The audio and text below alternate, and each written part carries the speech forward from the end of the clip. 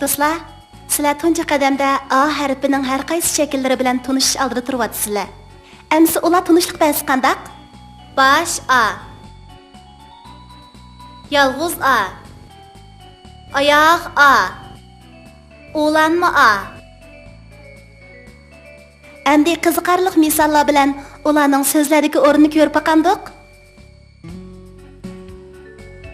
Apam ayga o'xshaydi, ay o'gisanda to'xtaydi.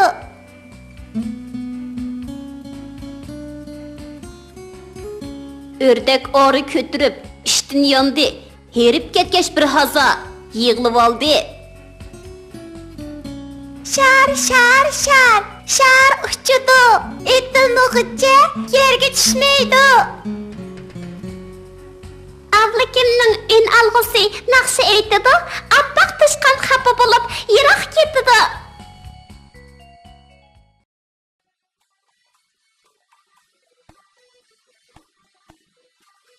Bağvan ve onun oğlu.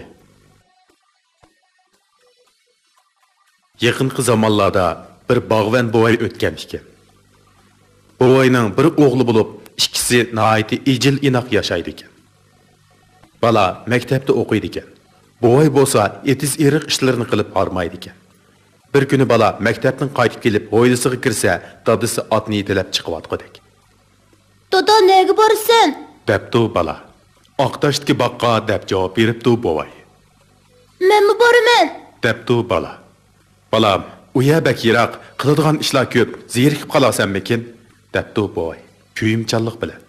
Uynalg'ini elib olsam zerikmayman. Deptu bala erkilab. Ondaqda chaqqan bo'l, deptu bo'vay. Balasiga masliga kelib. Bala hapila-shapila uyga kirib, uynalg'usini ep chiqibdi.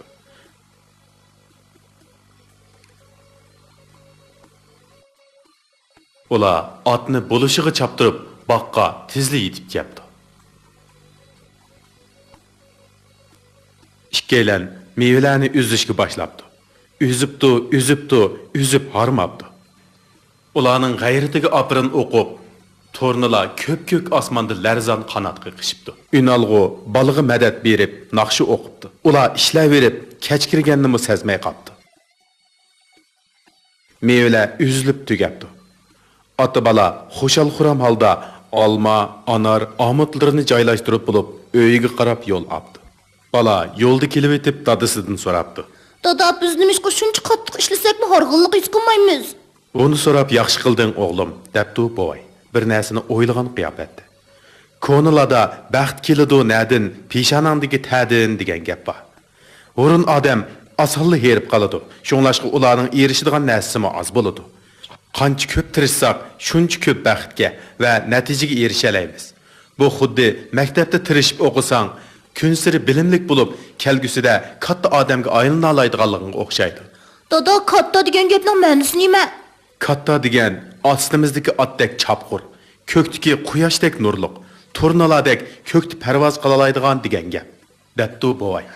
Oy, men katta odam bo'laman. Debdi bala. Qiyin-qiyinga patmay. Shunda qilib, ular xo'shal-xuram holda uyiga qaytib keldi.